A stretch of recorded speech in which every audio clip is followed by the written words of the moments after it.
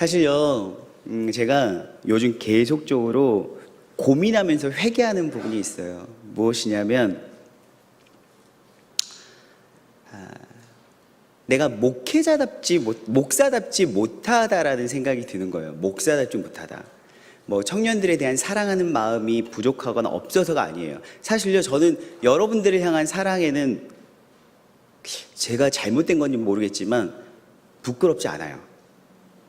어떻게 말하고 싶냐면, 저만큼 자기 청년부를 사랑하는 목사 있으면 나와보라고 그래 할 정도로, 사실 여러분들을 제가 사랑한다, 여러분들을 아낀다라는 마음에 있어서는 사실 저 별로 부끄럽지 않아요.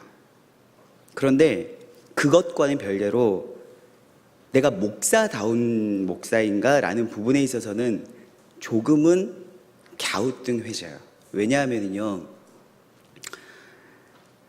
목회자로서 교회에서 청년 공동체, 제가 이제 청년부 담당이니까 청년 공동체를 섬기고 인도함에 있어서 사실 여러분들에게 믿음을 강조하지 못하고 있다라는 생각이 드는 거예요. 제가 다른 직업도 아니고 목사로 부름받았고, 그래서 단 위에 서 있음에도 불구하고 믿음을 강조하지 못해요. 제가 어느 순간 이러고 있더라고요. 리더들에게도 마찬가지고 청년들에게도 마찬가지고, 그들의 상황을 면밀히 파악하는 거예요. 그들의 영적인 영역들을 파악하고 함께 기도하고 그들에게 필요한 말씀을 던져주는 어떤 그런 사역이 아니라, 그들이 얼마나 힘들까? 사랑하니까. 그들이 얼마나 힘들까? 요즘 어떤 상황이지? 그러면서요, 제가 자꾸 믿음을 강조하고 복음을 제시하는 것이 아니라 수위를 조절하고 있어요. 무슨 말인지 이해 가시죠? 이렇게 힘드니까 이거 좀 내려놓게 해야 할까? 저거 힘드니까 저거 하지 말라고 할까? 요즘 청년들이 저녁에 모이기 힘드니까 이 모임 없애버릴까? 자꾸요, 교회인데도 불구하고 교회에서 가장 강조하고 교회이기 때문에 선포할 수 있는 것이 믿음과 복음임에도 불구하고 믿음과 복음이 아니라 다른 부분에 대해서 제가 자꾸 신경 쓰는 거예요. 때로는 오히려 그냥 힘들다 하는 청년들에게는요, 믿음을 이야기하지 못해요. 복음을 제시하지 못하고 그냥 눈치 보고 있는 거예요. 그래, 그럼 이거 하지 말래? 이거 내려놓을래? 그냥 이건 오지 말래? 좀 쉬어라. 분명 사랑일 수는 있으나 목사가 해야 하는 일에 대해서, 목사가 해야 할 말에 대해서 제가 회피하고 있는 건 분명하더라고요. 사실요, 여러분, 예배는요, 하나님 앞에 나온 거예요. 사람과 사람의 약속도 아니고 연인과의 약속도 아니고 우주 모든 만물을 창조하신 절대자이신 하나님, 감히 인간의 언어로 표현할 수 없는 절대자이신 하나님 앞에 나오는 것이 예배임에도 불구하고요, 예배에 늦은 사람한테 너 왜 예배 늦니? 좀 일찍 나와라. 하나님 앞에 나오는 거잖아 라고 말을 못하는 거예요. 어느 순간 왜 이렇게 예배 자꾸 늦어? 예배 지각하지 마. 하나님 앞에 예배하러 나온 건데 우리 빨리 나오라고 이야기하면, 목사님 저 지금 나오는 것도 엄청 노력해서 나온 거예요.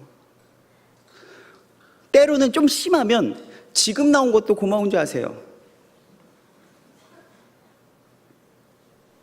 그러면요, 제가 너 얘가 미쳤나? 해야 되는데, 예전에는 제가 그랬거든요. 이전에는 보이는 게 없었어요. 그냥 예배 늦으면 미친 거야.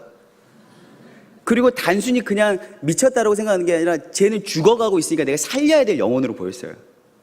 예배 늦으면 그럼 미친 거고 죽어가고 있으니까 내가 살려야 돼 하면서 어떻게 해서든지 어떤 말과 행동을 해서라도 예배를 빨리 오게 만들었었는데, 요즘은 무슨 생각이 드냐면요, 목사님 제가 지금 이 시간에 나온 것도 겨우 나온 거예요. 뭐 하고 나온 거예요? 지금 나온 것도 고마운 줄 아세요? 그러면 그래, 어떡하지? 진짜 고맙네. 말을 못 하겠어요. 그러면서 제가 무슨 생각이 들었냐면, 내가 하고 있는 것이 과연 사랑인가? 내가 과연 청년들을 향한 이러한 말들과 내 마음과 이 배려라는 것이 과연 사랑인가? 라는 생각이 들었어요. 근데 그 부분에 있어서는 갸우뚱 되더라고요. 그런데 정확한 것, 확실한 건 뭐냐면 내가 목사답지 못하다라는 거였어요. 정해진 영화 시간. 여러분 최근 들어서 인피니티 워 엄청나게, 사실 저희 예배 시간 길잖아요. 1시 20분부터 시작해서 2시 반, 아니 3시에 끝나잖아요. 최근 들어서. 그럼 몇 시간이에요? 제가 계산이 안 되네. 1시간? 거의 1시간 20분, 1시간 30분 이렇게 드리잖아요. 인피니티 워 몇 시간이었어요? 2시간 반이었어요. 그럼에도 불구하고 물론 차이는 납니다. 차원은 달라요. 그러나 1시간 반 겨우 예배 꼼지락꼼지락 하면서 드리는 친구들한테 막 고마운 마음이 드는 거예요. 어떻게 1시간 반 동안 이 긴 예배를 드리냐. 그러면서요, 새가족들 와서 저희 예배를 드리고 마지막까지 새가족 소개할 때까지 있다가 가시는 분들한테 감사합니다. 힘들었죠. 제가 이래요. 막 찾아가서 힘들었죠. 근데 인피니티 워를 2시간 반 동안 견딘 친구한테는 대단하게 보이지 않더라고요. 뿐만이 아니라 여러분 영화 보러 갈 때 어떠세요? 시간 정확하게 맞춰서 가지 않습니까? 남자친구와 영화 보러 가요. 여자친구와 영화 보러 갈 때는요, 온 매무새를 단정하는 시간까지 다 계산해가지고 땡겨가지고 정확하게 시간 맞춰서 가요. 근데 예배 시간에는 왜 예배 드리는 데에는 무슨 그렇게 일이 많은지 모르겠어요. 영화 보러 갈 때는요, 하등의 문제가 없거든요. 택시가 늦었다, 버스가 늦었다도 없어요. 근데 왜 맨날 예배를 드릴 때는 버스는 늦게 오는지 참 이상하죠? 한번 여러분 물어보세요. 하나님께. 왜 예배 드리는 날만 버스가 늦고 택시가 늦나요? 왜 예배 드리는 날 탄 택시만 늘 돌아가나요? 제가요, 어느 순간 믿음을 강조하고 있지 못하더라고요. 목사로서, 아니 교회에서 하나님의 부르심을 받았다는 제가 믿음을 강조하지 못하고 믿음을 이야기하지 못하고 자꾸 어느 수위에서 우리 청년들에게 이야기를 해야 할까라고 이야기하는 거예요.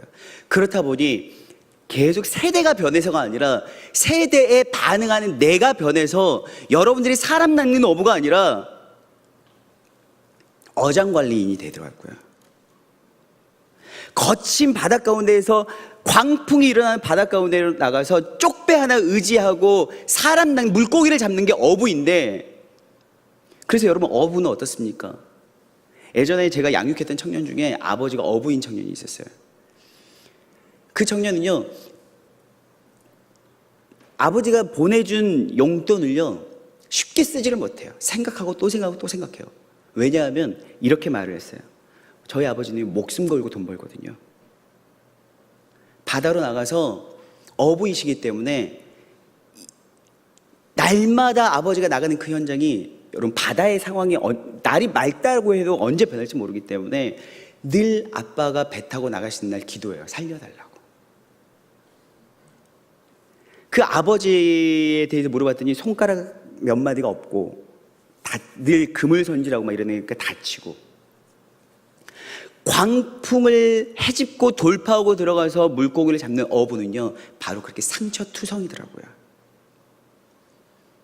근데 하나님은 우리에게 사람 낚는 어부가 되게 하리라 라고 말씀하셨어요. 그렇다면 무엇이냐면 우리가 세상 가운데에서 세속의 광풍 가운데에 상처가 나고 몸에 여러 가지 상흔을 각오하고 살아가야 하는 것이고, 거기서 믿음으로 생존해서 사람을, 그 영혼들을 구원의 반열로 인도하는 것이 사람을 낚는 어부인데, 이 친구한테 이렇게 말하면 상처받겠지? 이 친구에게 이렇게 이야기하면 상처받겠지? 예배에 늦었는데 오늘 나온 것도 고맙다라고 내가 생각해야 되겠지? 제가 이 정도로 변하고 있으니까 우리 청년들이 사람 낚는 어부가 아니라 어장 관리인으로 변하고 있더라고요. 그래서 오늘 우리가 너무나도 잘 아는 본문이지만 다시 이 본문을 꺼집어내서 여러분들과 믿음에 대해서 이야기를 하고 싶어요. 오늘 한 이방 여인이요, 사연도 참 기구해요. 이방 여인인데 딸이 귀신 들렸어요. 오늘 이 본문은요 마태복음 15장 21절에서 28절에도 정확하게 나와 있습니다. 그래서 여러분들이 나중에 예배가 끝나고 시간이 되시면 마태복음 15장도 보시면 함께 더 정확한 이해가 되실 거고요. 저는 마태복음과 마가복음을 비교해 가면서 여러분들에게 말씀을 드릴 것입니다. 이방 여인입니다. 이방인은요, 유대인들에 비하면 개의 취급을 받았어요. 부정하다라고 했어요. 접촉조차도 하고 싶어 하지 않았고 당연히 말도 섞고 싶지 않은 것이 이방인입니다. 물론 잘못된 선민의식 때문에 이방인들을 그렇게 취급했던 거죠. 그래서 여호와 하나님으로부터 받을 수 있는 혜택은 약간 벗어나 있다고 볼 수 있는 것이 이방인이었어요. 근데 오늘 이 이방 여인이 유대인의 관점에서는 이방인으로 태어난 것은 저주입니다. 근데 이 이방 여인이 딸이 있었는데 이 딸이 흉악한 귀신에 들렸어요. 흉악한 귀신. 여러분, 자식이 아파 보면요, 별의별 수를 써서라도 낫게 하고 싶어요. 근데 이 여인은 모르겠어요. 성경에 나와 있지 않지만 별의별 방법을 다 간구해 봤겠죠. 되지 않아요. 이 여인에게는요, 다행히도 예수님에 대한 직접적 혜택은 받지 못했을지라도 예수님에 대한 소문을 어떻게든 들었던 것 같아요. 그래서 오늘 이 여인은요, 예수님을 믿고 있기 때문에 진정한 유대인들만이 고백할 수 있는 다윗의 자손 예수님이라고 고백을 하며 나아갑니다. 그리고 자신의 흉악한 귀신 들린 딸을 고쳐달라고 예수님께 간청하는 부분이 나와요. 그런데 우리가 알고 있는 예수님과 모습이 달라요. 사실 오늘 예수님이 이 정도의 흉악한 귀신 들린 딸을 가진 사연을 가진 여인을 만나면 예수님께서요, 조금 막 눈물 흘리시면서 내가 먼저 찾아갔어야 되는데 어떻게 너가 오니? 너같이 힘들고 기구한 사연을 가졌는데 내가 가야지 어떻게 너가 와? 미안하다. 지금이라도 어서 내리고 와. 내가 치유해 줄게. 이러셔야 되는데 오늘 상황이 굉장히 달라요. 결국 마지막 부분을 여러분 이야기하면, 결론을 이야기하자면 오늘 이 여인은 끝없이 마지막까지 예수님께 간청하게 되고 예수님이 그 여인의 소원을 이루어 주세요. 그러면서 예수님께서 마지막까지 예수님을 붙들고 예수님께 소망을 둔 이 여인에게 뭐라고 하시냐면, 내 믿음이 크다라고 말씀하세요. 내 믿음이 크다라고 말씀하시고 칭찬을 해주세요. 여러분, 크다라는 말이 헬라어로 뭐냐면 메가라는 뜻이에요. 메가가 크다는 뜻이에요. 우리 메가 정도는 아시죠? 크다라는 뜻이잖아요. 그러면 우리가 어떤 믿음이 도대체 큰 믿음인지를 오늘 알 수 있을 것 같아요. 오늘 이 여인을 보면 큰 믿음이 어떤 믿음인가를 알 수 있어요. 사실 여러분, 저는요, 목사여서 그런지 모르겠지만 이런 칭찬 받고 싶어요. 너가 외모가 잘났구나, 뭐가 어땠구나, 뭐 이런 칭찬 말고 너 믿음이 진짜 크구나. 성경 속에서요, 보니까 예수님이 심심치 않게 믿음을 칭찬하는 사람들이 나오더라고요. 그런데 아쉽게도 제자 그룹은 아니에요. 오히려 제자 그룹은요, 예수님을 카피하고 예수님을 흉내냈지만 예수님의 기적을 한 번도 따라하지 못해서 오히려 이 믿음 없는 자들아, 이 패역한 세대야 라고 이야기하세요. 그렇게 책망을 받더라고요. 예수님과 오랫동안 함께하고 예수님의 사역을 많이 따라다니면서 보았지만 예수님한테 책망받아요. 그런데 예수님 오히려 소문으로만 들었던, 그러나 예수님께만 소망을 두었던 사람들, 그 사람들이요, 예수님께 칭찬받더라고요. 오늘 이 여인처럼 이방인이었지만 예수님께 마지막까지 붙들고 늘어진 이 여인이 예수님께 칭찬을 받아요. 네 믿음 진짜 크다. 여러분들 왜 교회에 오세요? 심심해서 이 시간 주일날, 휴일에 딱 중간에 걸쳐진, 우리가 어른들 작년 예배가요, 여러분 그거 아세요? 저녁 때보다 해가 밝아지는 이제 늦은 봄부터는요, 일부 예배, 7시 반에 드리는 일부 예배가요, 사람이 굉장히 많아져요. 왜요? 일찍 예배 드리고 나서 오후에는 쉬려고. 근데 우리 청년 예배는요, 참 애매해요. 전라도 말로 옹석해요. 딱 잘 쉴 수 있는 그 시간대에 걸려 있어가지고 쉬다가 나와야 돼요. 그리고 쉬다가 딱 끊고 집에 가서 쉬기는 또 애매해요. 그러다가 친구 만나고 뭐 하다 보면은 또 그 다음날 월요일 날은 월요병 걸리잖아요. 오히려 주일날은 더 피곤해진다요. 아마 우리 리더분들은 그럴 거예요. 주일날이 제일 피곤해요. 그래서 어쩌라고. 어쩔 수 없어. 이제 나 강해지겠어. 그런데요, 심심치 않게 믿음이 좋다, 믿음이 크다라는 칭찬을 듣는데, 여러분, 회중석에 앉아있는 여러분들이나 저나 믿음 없이 오늘 이 자리에 오셨습니까? 그냥 와보신 분들은 제외하고 말씀드립니다. 이 자리에 여러분, 예수 그리스도의 하나님의 은혜를 바라면서 예수 그리스도의 이름으로 기도하고 이 자리에 함께 예배할 때 그냥 오신 분들은 없을 거예요. 믿음이 작든지 크든지 어떤 상황 가운데 있든지 어찌됐건 믿음으로 나왔어요. 그렇다면 우리 여러분, 다른 거 말고 네 믿음 진짜 크다, 이 칭찬 받고 싶지 않으세요? 서른 청년 중에서 이만한 믿음 본 사람이 없네, 이것까지는 일단 놔두고라도 너 믿음 진짜 크다, 이 칭찬 받고 싶지 않아요? 저는요, 그 칭찬 좀 받고 싶어요. 네 믿음 진짜 크다, 이 칭찬 좀 받고 싶어요. 그렇다면 어떻게 우리가 믿음 생활을 해야 할까요? 오늘 마태복음에는 나와 있지 않지만 마가복음에는요, 이 이방 여인이 와서요, 다급하게 왔어요.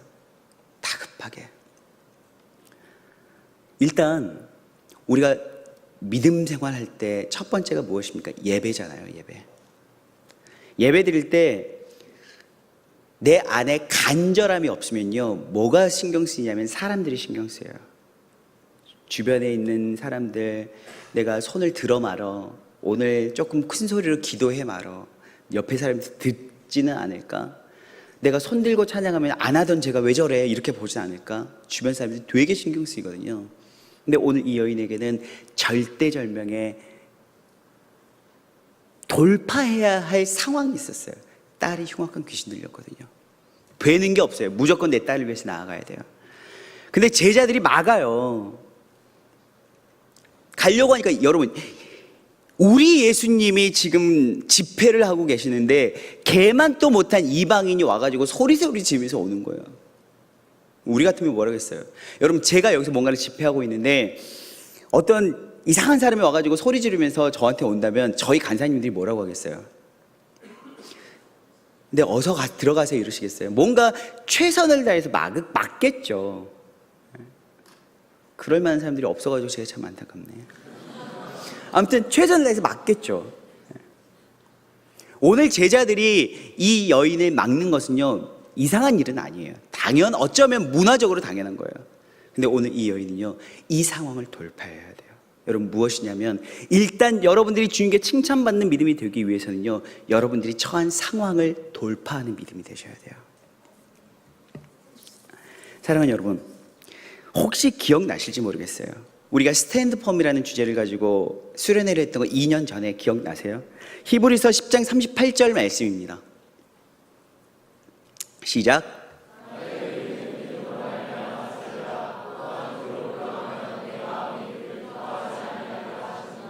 아멘. 주님은요, 상황 때문에, 장애물 때문에 움츠타고 뒤로 물러가는 믿음을 기뻐하지 않아요. 믿는 사람들은 여러분 돌파할 수 있어야 돼요. 여러분들이 어떤 상황에 있는지 저는 알 수 없어요. 별로 그리고 알고 싶지 않아요. 그러나 여러분 무조건 돌파해야 된다고 저는 말씀드리고 싶습니다. 여러분 돌파하세요. 어떤 상황이든지 감정적인 장애물들이 있든지 물질적인 장애물들이 있든지 여러분 그 상황을 돌파할 수 있는 믿음이 되시길 원합니다. 마태복음 20장 31절 보면은요, 비슷한 상황이 나와요. 소경 맹인된 분이요, 맹인된 거지가 예수님께 나와요. 동일하게 잠잠하라고 사람들이 가로막고 난리예요. 그런데 뭐라고 하냐면 더욱 소리질러 가로되 주여 우리를 불쌍히 여기셔서 다윗의 자손이여. 더욱 소리질러. 마태복음 20장 31절 보여주시겠습니까? 한번 크게 읽어봅시다. 시작.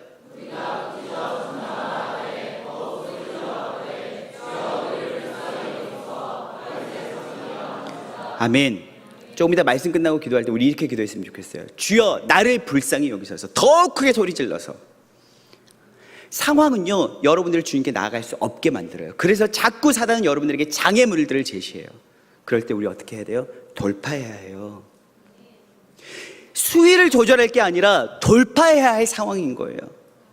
여러분, 이 상황을 돌파하고 주님께 나왔어요. 그런데 주님께서 돌파하고 왔으면 잘했다 하면서 칭찬해 주셔야 되는데 오늘 주님께서 뭐라고 하세요? 침묵해버려요. 한 말씀도 하지 않아요. 마태복음 보면 주님이 한 말씀도 하지 않는다고 해요. 여러분, 우리 이럴 때 너무 많지 않아요? 내가 힘들고 어려운 상황들을 돌파하면서 어찌됐건 교회에 왔어요. 요즘 어렵지 않은 사람들이 어디 있습니까? 힘들지 않은 사람들이 어디 있어요? 힘들고 어려워서 어찌됐건 상황들 돌파하면서 물질적으로 힘들지만 아르바이트도 주일 되는 아르바이트, 여러분 주일 되는 아르바이트, 또 WOC 오기 위해서 우리 청년들 아르바이트 고르는 거 보면요 정말 눈물 나요. 많은 사람들이 그래요. 꼭 그렇게까지 해야 돼? 전 답을 줄 수는 없어요. 그러나 그 믿음 참 칭찬받는 믿음이라고 저는 말하고 싶어요. WOC에 나오기 위해서 주일날 사역해야 되니까 이것저것 여러분 아르바이트를 되게 많이 고르고 골라요. 그래서 그렇게 고르다 보니 시급 적고 계산해보면 몇 푼 되지 않는 월급 생각하면서 아르바이트 찾아요. 그러면서 주님 앞에서 믿음 지키고 있어요. 이렇게 해서 예배 나왔는데 기도해요. 주님, 제가 너무너무 힘든 상황인데 도와주십시오. 주님 응답해 주십시오. 내가 이렇게 해야 됩니까? 저렇게 해야 됩니까? 내 상황 주님 아시잖아요. 주여 불쌍히 여겨주십시오. 기도하는데 여러분 어떠세요? 주님께서 바로바로 응답 주시던가요? 내 마음 가운데 울림을 주시면서 내가 이렇게 했던 이유는 이러이러했던 거란다. 응답을 주시면 너무너무나 우리 마음은 시원하겠지만 우리 주님은 여러분 한 말씀도 하지 않으실 때가 훨씬 더 많죠. 우리의 간구와 기도 가운데 침묵하실 때가 훨씬 더 많아요. 여러분 칭찬 믿는 믿음의 소유자들은요 그럼에도 불구하고 여러분 끊임없이 주님 앞에 나아가는 것입니다. 여러분 오늘 들리지 않으십니까? 한 걸음 더 나아가십시다. 주님께서 여러분들에게 침묵하세요? 그렇다면 더욱더 돌파하고 간절히 외치며 나아가십시다. 우리의 입술은요 그냥 대화하고 말하라고 있는 것이 아니라 더욱더 큰 소리로 부르짖으라고 우리에게 하나님께서 음성을 주신 줄 믿습니다. 오늘 이 여인이 자신의 상황을 이야기합니다. 그런데요 침묵하셨던 주님께서 우리에게 주시는 응답이요 가관이에요. 27절에 여러분 보시겠습니다. 27절 뭐라고 나옵니까? 시작.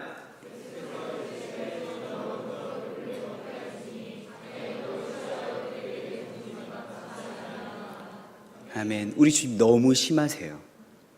정말 심하세요.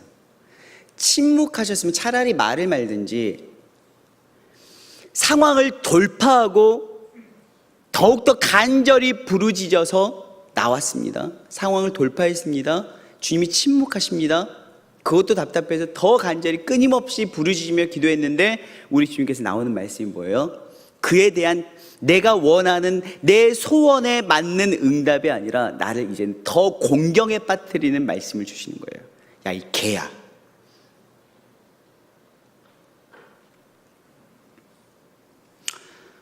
여러분 근데요 이게 신앙생활이더라고요.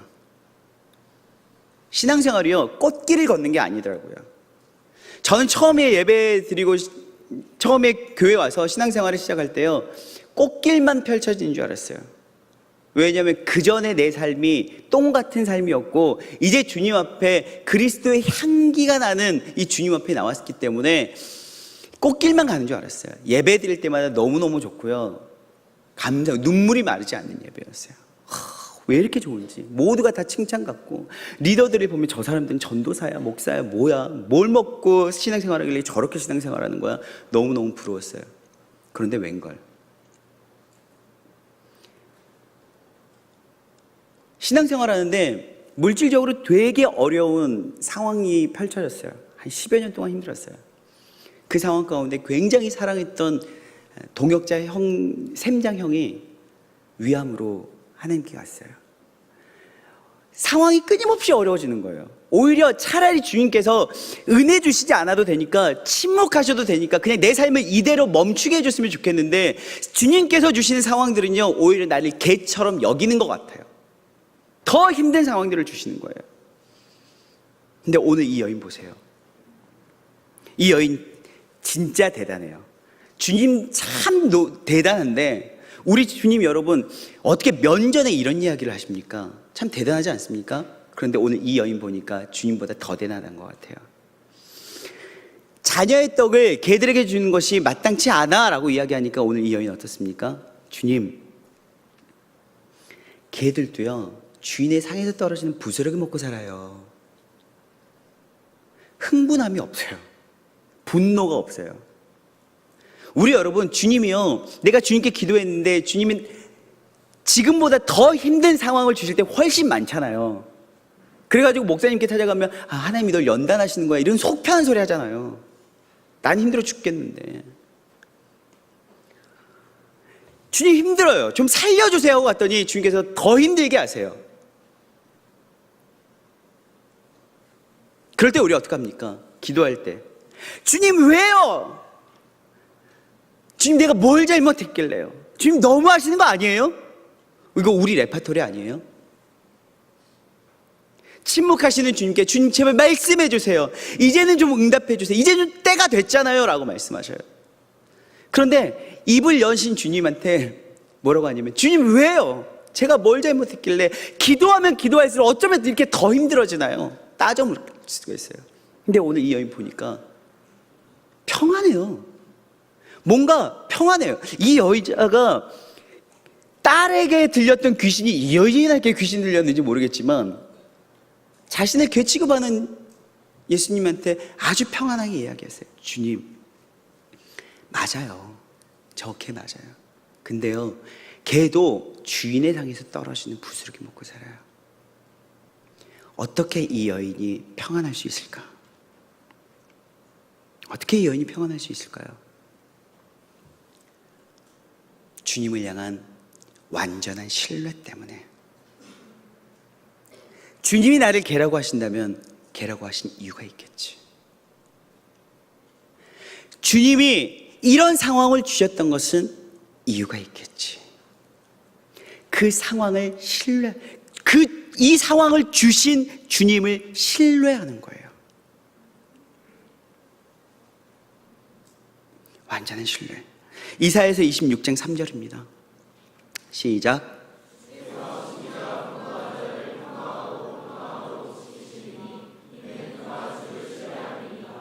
아멘. 우리는요, 상황에 너무너무 반응을 잘해요. 심지가 견고한 것이 아니라 심지가 너무 얄팍해가지고요, 시냇물 같아요. 개울물 같아요. 철철철철철철철. 조금 어려우면 철철철철.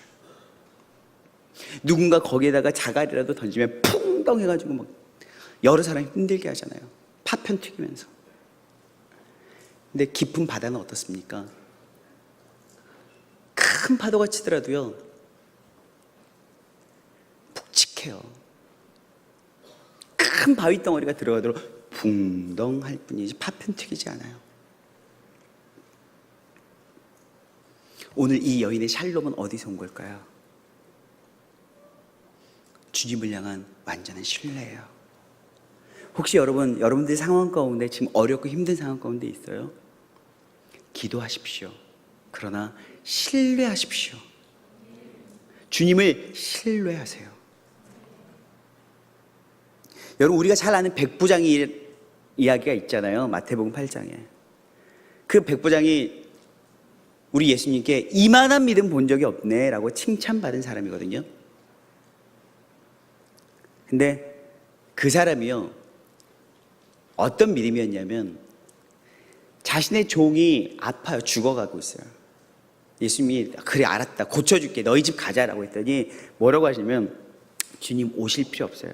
제 말 한마디 해도 오고 가고 하는 사람이 있어요. 주님 그냥 말씀만 하시면 될 줄로 믿습니다. 주님을 그 정도로 신뢰했어요. 바로 그게 칭찬받는 믿음이더라고요.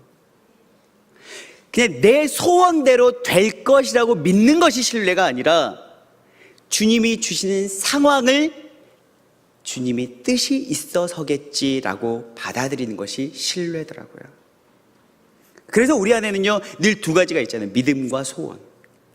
내 소원이 크게 부각되어 버리면요, 믿음은요 늘 왜곡되어 버리거나 소멸되어 버려요. 왜요? 내가 이 소원 이루어야 되겠거든요. 이 소원을 이루고 싶은데 이 소원이 안 이루어지면 내 안에 믿음이라고 했던 것이 왜곡되어 버려요. 없어져 버려요.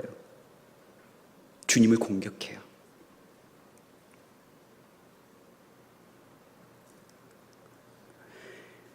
여러분들은 어떤 믿음 가지고 계세요? 사실 귀신 들리지는 않았지만 우리는 다 이 수로보니게 여인과 같은 상황 가운데 있어요. 기도해도 이미 이 교회에 좀 나와보겠다라는 것 자체가 너무너무 힘들어요. 이 세대가 이렇게 힘들어요. 날로 날로 경제도 어려워져 가고요. 취업 꿈 같아요.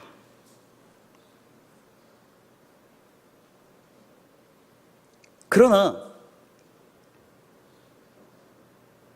이런 상황일수록 여러분 놓아야 될 것이 믿음이 아니라 오히려 붙들어야 할 것이 믿음인 줄 믿습니다. 여러분 이런 상황일수록 상황을 따라가는 것이 아니라 오히려 나 자신에게 복음을 선포해야 될 줄 믿습니다. 여러분들 상황이 힘들수록 말씀 펴십시오. 묵상하십시오. 이런 상황일수록 상황을 묵상하지 마시고 여러분들의 골방을 더욱더 견고하게 건축하십시오. 오늘 이 여인이요 또 대단한 게 있어요. 흉악한 귀신이 들렸거든요. 그러면 여러분은 어떻습니까? 우리가요 조금만 아파도요 우리는요 큰 병원 가려고 해요. 한국 사람들 큰 병원 좋아하잖아요. 조금 아프면 큰 병원 가요. 감기 걸리면 무조건 뭐 해야 됩니까? 주사부터 맞고 보잖아요. 그리고 우리가 다 처방을 내려가지고 와요. 엄마들이 이제 걱정스러우니까 아프다고 하면 야 병원 가서 주사 놔달라 그래. 의사의 처방도 필요 없이 우리가 주사 놔달라고 해요. 조금 아프면 동네 병원 안 가고 큰 병원 가요. 우리는 뭔가 내 삶을 내가 바라보았을 때 내 이 정도의 지금 복잡하게 실타래처럼 꼬여있는 내 상황은 어지간한 은혜로는 되지 않을 것 같아요. 믿음은 적으면서도 은혜는 큰 걸 원해요. 오히려 하나님은 나의 믿음을 보시고 큰 믿음을 칭찬해 주셔야 되는데 오히려 우리는요 내 믿음은 적으면서도 큰 은혜를, 우리 믿음이 적사오니 그렇잖아요. 자신의 믿음이 적은 건 알면서 왜 그렇게 욕심은 많은지 모르겠어요. 주님 큰 은혜. 근데 오늘 이 여인이요 내가 보기에는 이 여인같이 큰 은혜가 지금 필요한 상황이 없거든요. 흉악한 딸이 흉악한 귀신이 들렸대잖아요. 그러면 큰 은혜 필요하죠. 근데 오늘 이 여인은요 뭐라고 해요? 부스러기의 은혜도 족합니다. 주님 저 개 맞고요 주인의 상에서 떨어지는 부스러기의 은혜도 족합니다. 여러분 오늘 이 여인이 상황을 돌파하는 믿음도 칭찬받았습니다. 칭찬받을 만한 믿음입니다. 침묵하시는 주님 앞에 끊임없이 간절히 구했던 믿음도 칭찬받는 믿음입니다. 주님이 오히려 악화시켜주는 이 상황을 뜻이 있겠지라고 신뢰했던 믿음도 칭찬받는 믿음입니다. 그러나 마지막까지 다 신뢰하고요 주님이 부스러기 은혜라도 괜찮겠니? 주님 장난하세요? 내가 지금 이 상황을 돌파했고 침묵해서도 끊임없이 기도했고 나를 개라고 했을 때도 내가 인정했는데 이 정도 됐으면 장난해요 지금? 이랬다면 모든 게 물거품이죠. 근데 부스러기의 은혜에 이 사람은 만족할 줄 알았어요. 왜요? 은혜의 원리를 알았거든요. 하나님의 은혜는 크고 작음이 없다. 내게 부스러기의 사이즈의 은혜를 주신다면 그 은혜가 내게 족하다. 여러분, 이게 바울의 고백 아니에요? 내 은혜가 내게 족하다. 우리는요, 은혜를 자꾸 비교하지 않아요? 저 사람이 받은 은혜는 내가 더 기도한 것 같은데 저 사람이 받은 은혜는 왜 그렇게 커? 저 사람은 별로 헌신하고 기도도 하지 않은 것 같은데 저 사람은 왜 이렇게 받은 복이 많아? 나는 이렇게 기도하고 이 난리를 치는데도 왜 이렇게 은혜가 작아? 우리는 은혜의 사이즈를 비교해요. 사랑하는 여러분, 주님이 칭찬하시는 믿음, 자기가 받은 은혜를 만족할 줄 아는 믿음이에요. 여러분,